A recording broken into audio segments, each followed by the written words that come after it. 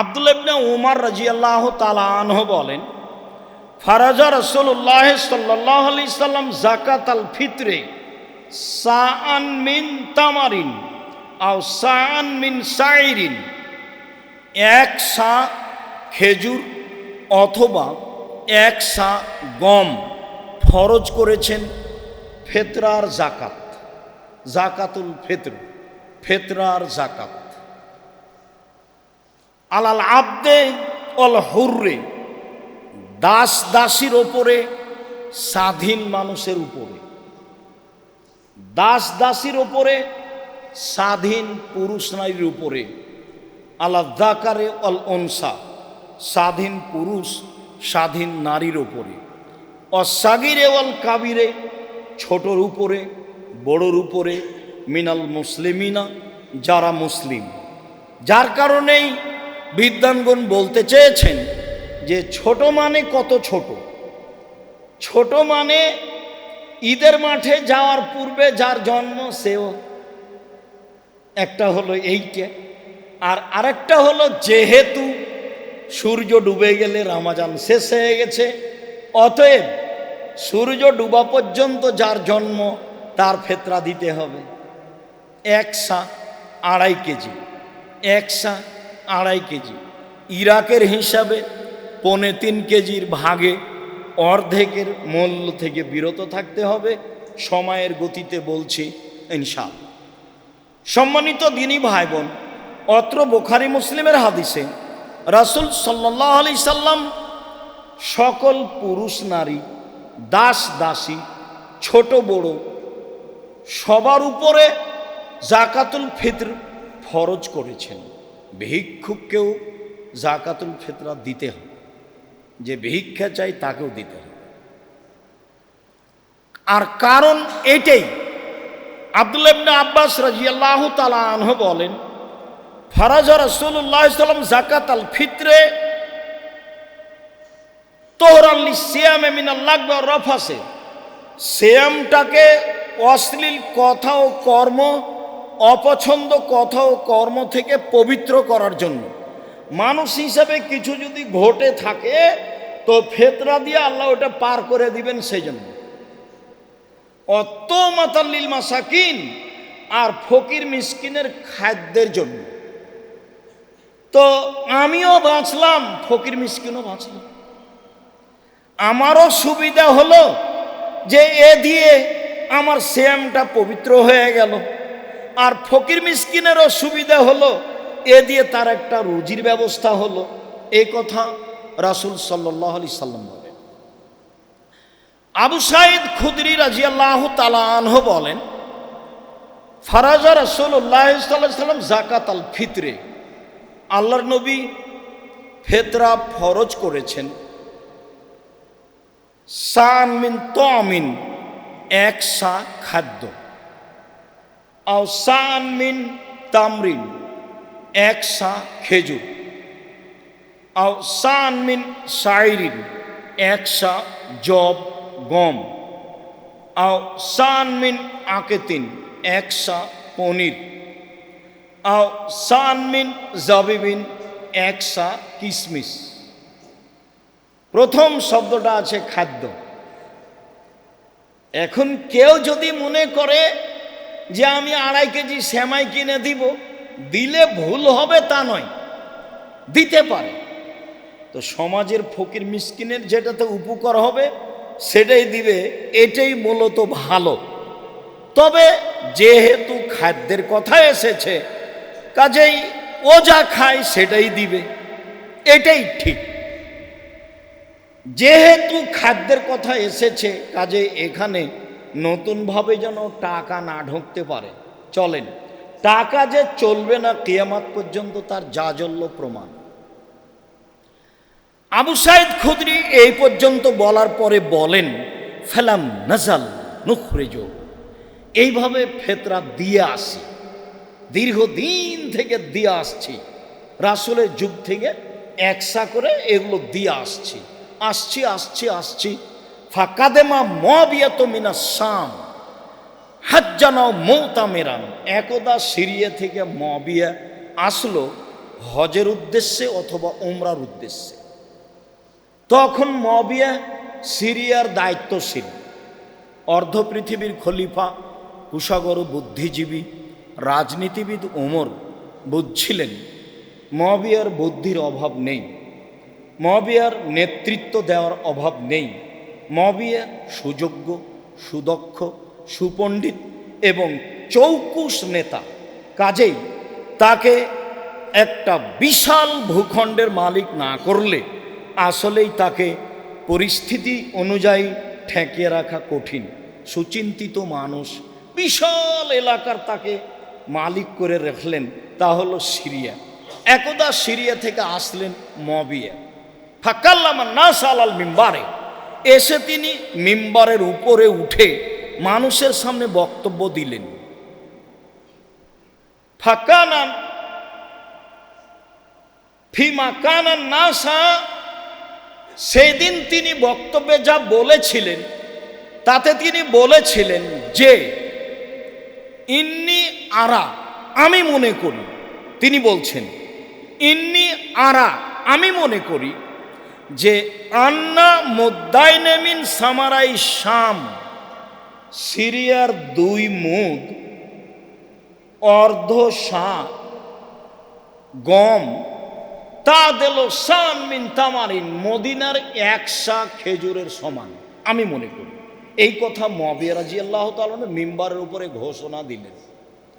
যেহেতু সিরিয়ার গমের দাম বেশি আর মদিনার খেজুরের দাম কম, তাহলে দাম অনুপাতে করলেন, এই কথাটা আবার মনে রাখতে হবে শেষে গিয়ে।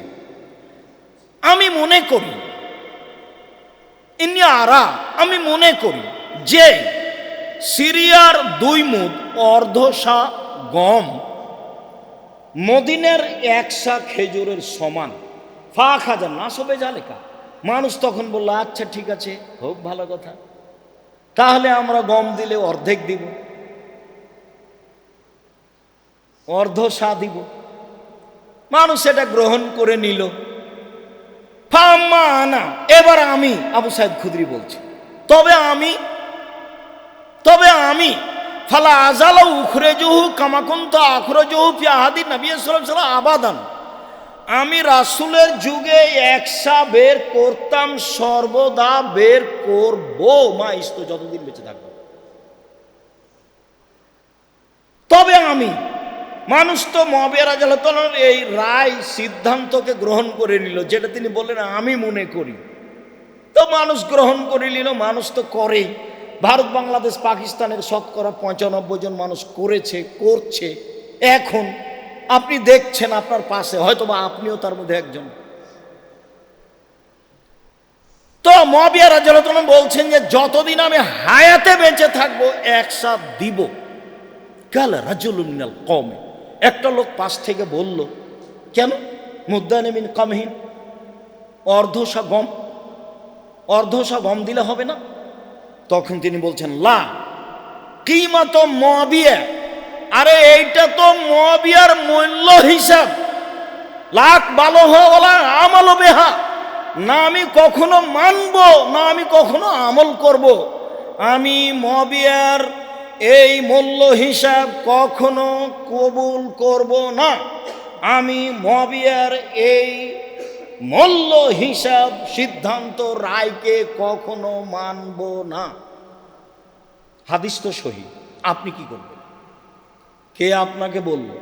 সারা পৃথিবীর মানুষ মেনে নিলে আপনি মেনে নেবেন?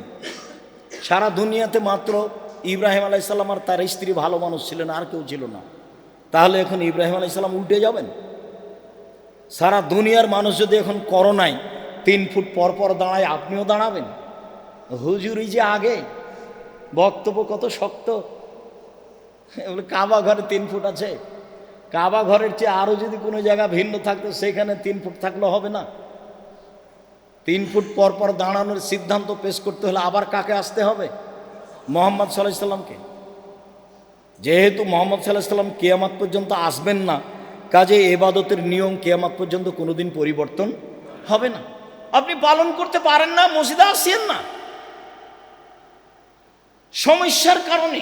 আরে যারা এটা বলেছে তারাই তো করোনা দেয়নি, একদিনও টিকা দেয়নি, ও তো তারা টিকা বিক্রি করার জন্য এগুলো করেছে, সেটা তো আপনারাও জানেন, সবাই কেনা বুঝে না। অবাক কথা, ইবাদতের জায়গায় তো মসজিদ। বিপদে পড়লে তো আল্লাহ রাসূল দৌড়িয়ে মসজিদে গেলেন। চন্দ্র সূর্য গ্রহণ লেগে গেছে, চলো মসজিদে দোয়া করো, দান খায়রাত করো। আরে বাঁচো বিপদ থেকে, দোয়া করে মসজিদে চলো। আর এখন বলছে মসজিদে নিষেধ, কেমন উল্টা বুদ্ধি। আর নগদ হুজুর বলছে যা ঠিক আছে। এটা হয়? হুজুর কেন বলবে? কেন হুজুর বলবে? সভাপতি সেক্রেটারি বলতে পারে। রুজি সভাপতি সেক্রেটারির কাছে আছে, এই বুঝটা আপনার ভুল। রুজি আল্লাহ রেখেছেন পৃথিবী সৃষ্টির 50,000 বছর পূর্বে। আমরা তো তার জাজল্য প্রমাণ কই। আমার তো এরকম 90 সাল থেকে মাঠে আছে, এরকম কোনোদিন ঘটেনি যে কোনো সভাপতি সেক্রেটারিকে হিসাব করে কথা বলতে হবে বা কোনো জায়গাতে কোনো মঞ্চে এরকম পরিবেশ তো আমি বুঝলাম না কোনোদিন। সম্মানিত দিনী ভাই বোন, রাসূল সাল্লাল্লাহু আলাইহি সাল্লামের পদ্ধতিই চূড়ান্ত। এক সাই শস্য দিতে হবে, শস্যই দিতে হবে। মানুষ মূল্য দিলে গুনাহগার হবে। সারা পৃথিবীর মানুষ যদি টাকার ফেতরা দেয়, সারা পৃথিবীর মানুষের কারো ফেতরা আদায় হবে না। এটাই এই চূড়ান্ত। সারা দুনিয়া যে দিচ্ছে, সারা দুনিয়া দেখ না, আরো কেউ দেখ না। যদি টাকা দিয়ে ফেতরা দেওয়া প্রমাণ করতে হয়, আবার মুহাম্মদ সাল্লাল্লাহু আলাইহি সাল্লামকে আসতে হবে, এসে বলতে হবে যে তোমরা টাকা দিয়ে ফেতরা দাও। ওই সময়ে টাকা ছিল, ওই সময়ে মুদ্রা ছিল। স্বর্ণের মুদ্রা দিয়ে হাট বাজার হতো, রূপার মুদ্রা দিয়ে হাট বাজার হতো, কিন্তু তিনি মুদ্রার কথা উল্লেখ করেননি। আব্দুর রাজ্জাক সাহেব, চাউল যে কেউ নেয় না, ফেলে দেন। কেউ যদি না নেয় তো জামিয়ে পাঠিয়ে দিন। এখন আপনার পথ কি? যদি কোনো পথই না পান তো একটা কিছু করবেন, কিছুই যদি না পান তো বাড়িতে রাখা হবে না, ফেলে দেন। দুনিয়া অত খাটো হয়নি, কিয়ামত পর্যন্ত অত খাটো হবে না। আমি আর আপনি ভুল বুঝছি। সম্মানিত দিনী ভাই বোন, ফেতরা সম্পর্কে আমরা একটা চূড়ান্ত পর্যায়ে গিয়ে বলতে চাচ্ছি যে ফেতরা শস্য দিয়েই দিতে হবে, খাদ্যমূলক গুরুত্বপূর্ণ জিনিস দিতে হবে, তা চাউল হয় উত্তম হবে। পরিমাণ 2.5 কেজি, 3.25 সের। আগে থেকে যে হিসাব ছিল সেটাই ঠিক আছে। কখন দিতে হবে? ও আমারা বেহা আন্তুয়াদ্দা খরুজিন না সেলাল মুসাল্লা কাবলা খরুজিন না সেলাল মুসাল্লা। মানুষের ঈদের মাঠে যাওয়ার পূর্বে, আগে যে আপনাদের বাপদাদারা ঈদের মাঠে যাওয়ার পূর্বে ফেতরা বের করতেন, এটাই হুবাহু হাদিস সাথে মিল আছে। এটাই হলো হাদিসের বাস্তব আমল। তবে সহি হাদিস আসার থেকে পাওয়া যায়, আব্দুল্লাহ ইবনে উমর থেকে, যে 1 দিন বা 2 দিন আগে ফেতরা বের করা যায়। তা হলো 28শে রমাজান, তা হলো 19শে রমাজান, নিতান্তই। তবে বুখারী মুসলিমের সিদ্ধান্ত এটাই যে আপনি ঈদের মাঠে যাওয়ার পূর্বে ফেতরা বের করে যাবেন। এসে বের করলে সেটা আর ফেতরা হবে না, সেটা হবে সাদাকা। সেটা আবার জাকাতুল ফেতরা হলো না, যেটা আপনার সিয়ামকে পবিত্র করার জন্য। পূর্বেই করতে হবে, শস্য দিয়েই করতে হবে। নিতান্তই আগে চাইলে 1 দিন 2 দিন আগে।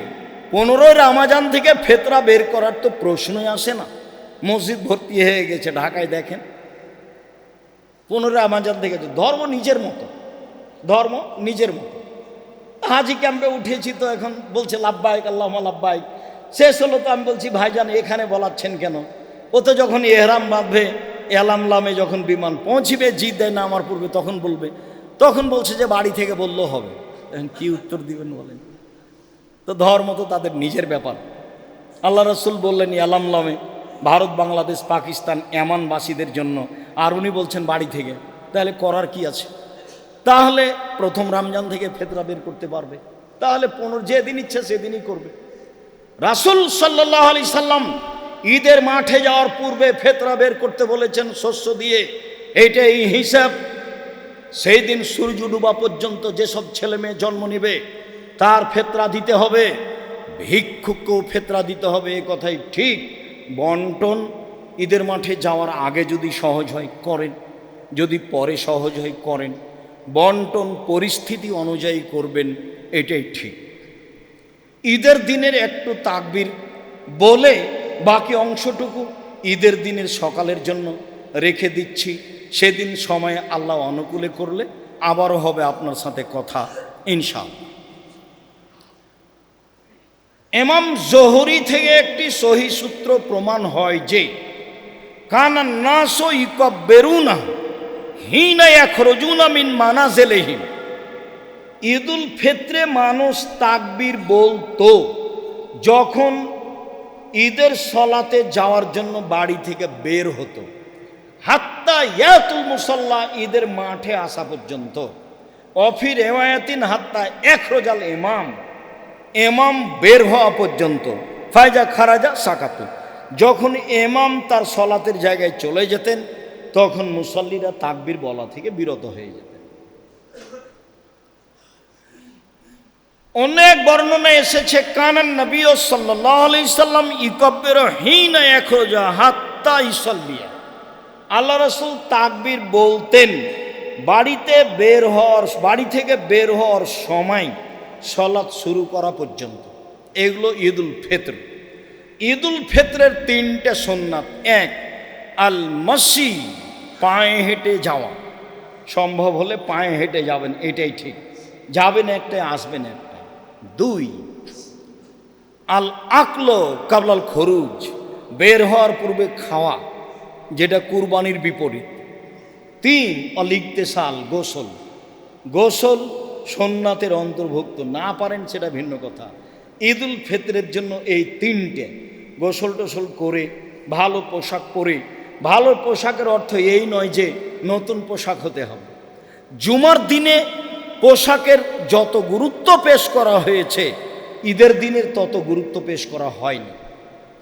খালি বুখারী মুসলিমে এসেছে উমর রাদিয়াল্লাহু তাআলা আনহু একটা কাপড় নিয়ে এসে আল্লাহ রাসূলকে বললেন, আপনি যদি এটা কিনতেন তাহলে আপনি আগন্তুকের সাথে এইটা পরে সাক্ষাৎ করতেন, আর ঈদের যাওয়ার সময় এইটা পরতেন, এইটা বললেন, এটা এইভাবে বললেন।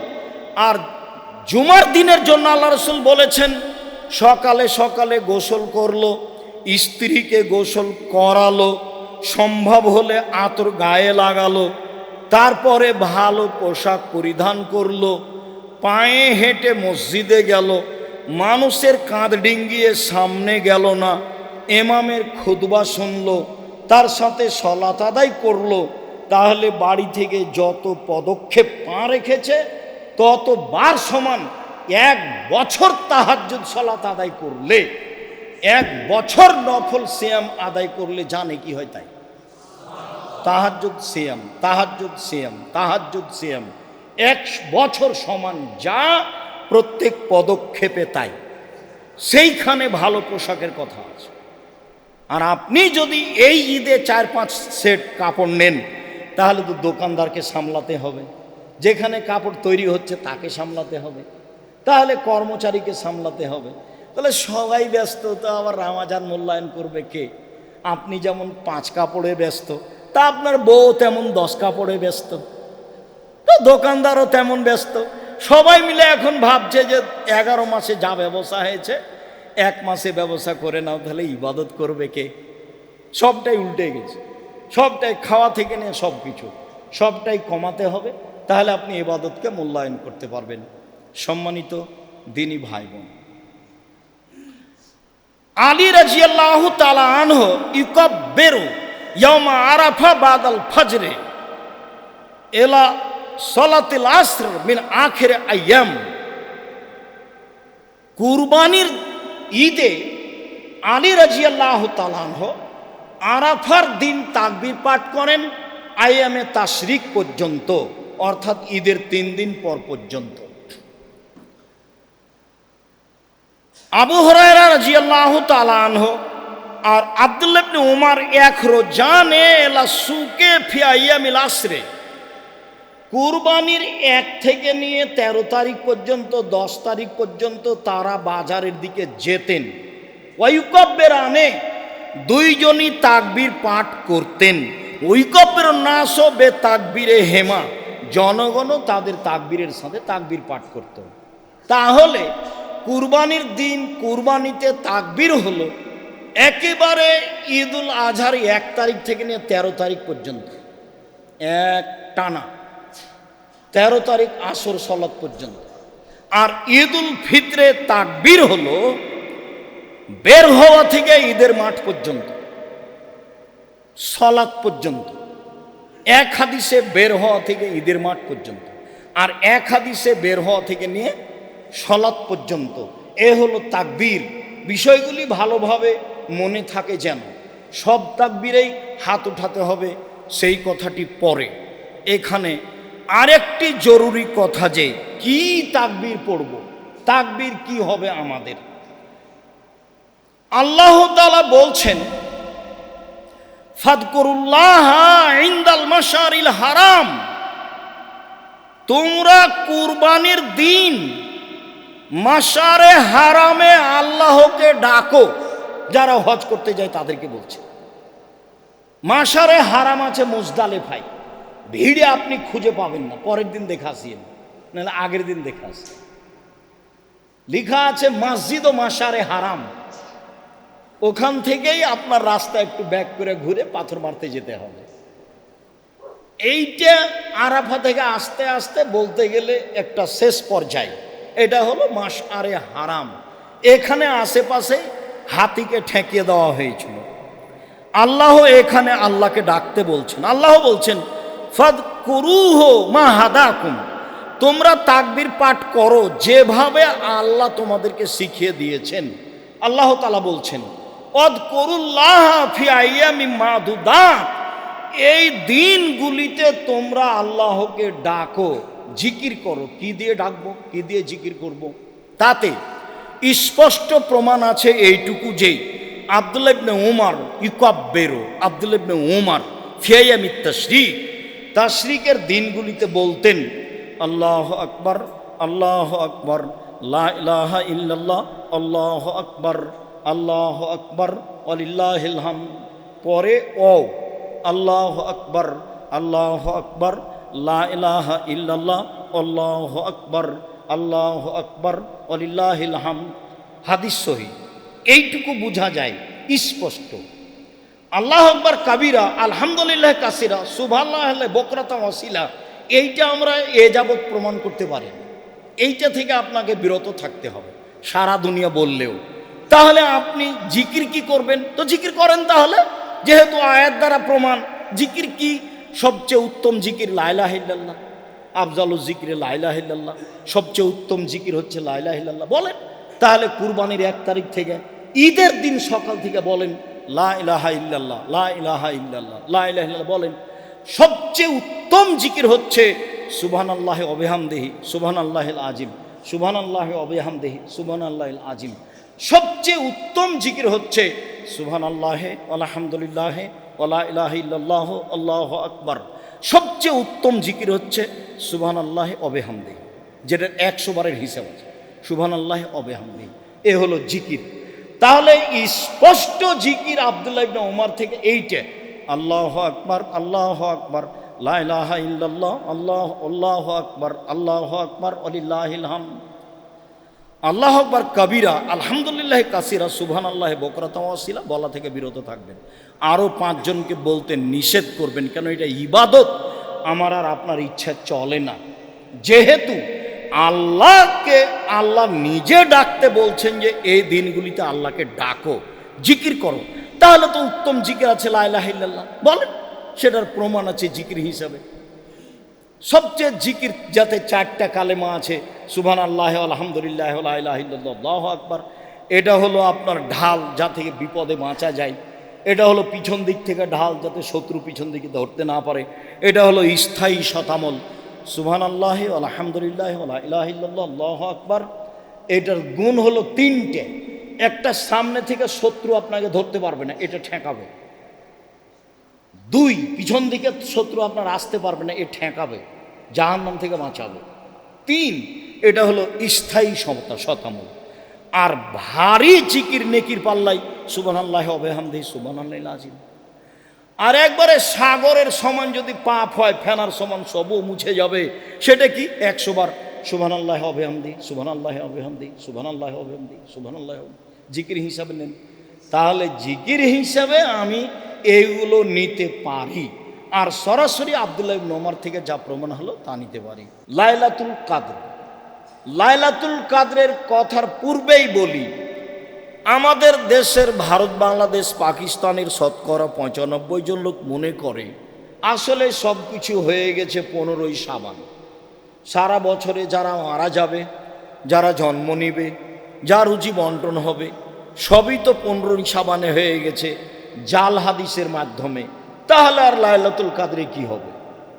অথচ বোঝা যাচ্ছে যে সব কিছুই হলো লাইলাতুল কাদরে। এই কথাটা ভালোভাবে মনে রাখতে হবে যে 15ই শাবান কিছু না, যা প্রমাণ আছে সব জাল হাদিস। এক থেকে নেই, একটানা 15ই শাবান পর্যন্ত সিয়াম থাকতে হবে, এইটা একটা গুরুত্বপূর্ণ বিষয়। চেষ্টা করেন। কে আপনাকে প্রতারণা দিল যে 15ই শাবানে রুজি বন্টন হয়? তো রিক্সাওয়ালা তো রিক্সা ছাড়া বাদ দিয়ে একবারে সারা রাত গোসল করে আতর গোলাপ মেখে লেগে আছে, জেগে আছে, তো কই রিক্সাই চালাচ্ছে সারা বছর। এইগুলো নয়। হ্যাঁ, সব কিছুই হয়, এ কথাই ঠিক। তা হয় লাইলাতুল কাদরে। চলেন লাইলাতুল কাদর, আল্লাহ তাআলা বলেন ইন্না আনজালনাহু ফি লাইলাতুল কাদর, নিশ্চয় আমি কোরআন অবতীর্ণ করেছি কদরের রাতে। খোলা কথা, কোরআন মাজিদ। ওমা আদরাকা মা লাইলাতুল কাদর, মুহাম্মদ সাল্লাল্লাহু আলাইহি সাল্লাম আপনি কি বলতে পারেন কদরের রাত কি? আমি বলি লাইলাতুল কাদর খায়রুম মিন আলফি শাহর, কদরের রাত হচ্ছে 1000 মাসের চেয়ে উত্তম। 1000 মাস ইবাদত করলে যা নেকি হবে, লাইলাতুল কাদরে ইবাদত করলে তার চেয়ে বেশি নেকি হবে। লাইলাতুল কাদরের আরো বিশেষত্ব, তানাজ্জালুল মালায়েকাতু রূহ ফিহা, সে রাতে জিবরাইল এবং ফেরেশতাগণ অবতীর্ণ হন। কত হন তা উল্লেখ করা হয়নি, হাজারো লাখো কোটি হতে পারে, সবই হতে পারে। জিবরাইল যেহেতু আসেন, কাজে আরো হাজারো কোটি ফেরেশতা আসতে পারেন। আল্লাহ তাআলা বলেন এ রাতে জিবরাইল এবং ফেরেশতাগণ অবতীর্ণ হন তাদের প্রতিপালকের অনুমতি সাপেক্ষে। কেউ স্বইচ্ছায় আসতে পারেন, তাদের প্রতিপালকের ইচ্ছাই আসেন। এরপরে মিন কুল্লি আমর, সব কিছু নিয়ে, দেখেন সব কিছু নিয়ে, সারা বছরে যা কিছু হবে, মরবে বাঁচবে, রুজি হবে, যেটাই পৃথিবীর মানুষ বুঝুক না কেন, সারা বছরের বাজেট বুঝুক, এটাই ঠিক। সারা বছরের বাজেট নিয়ে ফেরেশতা এই রাতে নেমে আসেন, যা আল্লাহ তাআলা বলেন সালামুন হিয়া হাত্তা মাতলাইল ফাজর, এই রাত শান্তিপূর্ণ থাকে ফজর পর্যন্ত। রাতটি শান্তিপূর্ণ থাকে ফজর পর্যন্ত। তাহলে জিবরাইল সহ ফেরেশতাগণ এ রাতে ফজর পর্যন্ত অবস্থান করেন, যা বোঝা যায়। আল্লাহ তাআলা অন্য আয়াতে বলেন ইন্না আনজালনাহু ফি লাইলাতিন মুবারাকা, নিশ্চয় আমি কোরআন অবতীর্ণ করেছি বরকতময় রাতে। ইন্না কুন্না মুনজিরিন, এ দিয়ে আমি মানুষকে সতর্ক করতে চাই, কোরআন দিয়ে না হলে রাত দিয়ে। আমাকে চিনো বুঝো, কোরআন দিয়ে না হলে আমাকে দিয়ে আমি মানুষকে সতর্ক করতে চাই। ফিহা ইউফরাকু, এ রাতে চূড়ান্ত সিদ্ধান্ত নেওয়া হয়। কুল্লু আমরিন হাকিমিন, প্রত্যেক জ্ঞান সম্পন্ন বিষয়ের। তাহলে সূরা কাদরে আছে মিন কুল্লি আমর, সব কিছু নিয়ে। আর এখানে হলো ফিহা ইউফরাকু, চূড়ান্ত সিদ্ধান্ত নেওয়া হয় এ রাতে। কুল্লু আমরিন হাকিম, জ্ঞান সম্পন্ন সব কাজের। এমনি অহেতুক কোনো কাজ সেখানে সিদ্ধান্ত হয় না, অহেতুক কোনো কর্মের সিদ্ধান্ত হয় না। তা হয় বিজ্ঞান জ্ঞান সম্পূর্ণ প্রত্যেক কাজের এ রাত্রে চূড়ান্ত সিদ্ধান্ত নেওয়া হয়। এ কথা আল্লাহ তাআলা বলেন লাইলাতুল কদর।